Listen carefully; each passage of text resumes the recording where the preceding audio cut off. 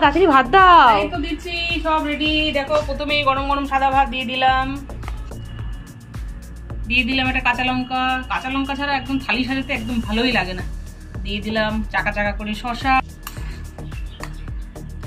দিয়ে দিলাম পুঁই শাক। আজকে পুঁই শাকটা চিংড়ি মাছ দিয়ে করেছি আর সমস্ত সবজি দিয়ে পুঁই শাকটা করেছি। দিলাম গাঠি কচুর একটা নিরামিষ তরকারি। গাঠি কচুর তরকারিটা আমাদের বাড়িতে সবাই খেতে ভালোবাসে, সেই গরমকাল হোক শীতকাল হোক, গাঠি কচু আমরা খুব ভালোবাসি খেতে।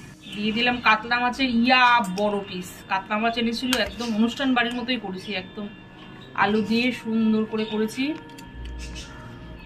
একটু ঝোলও দিয়ে দিলাম। আর পিস কি মাছ দেবো না?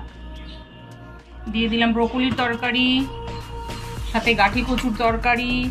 কালকে একটু কাঁকড়া ছিল, সেটাকেও দিয়ে দিলাম।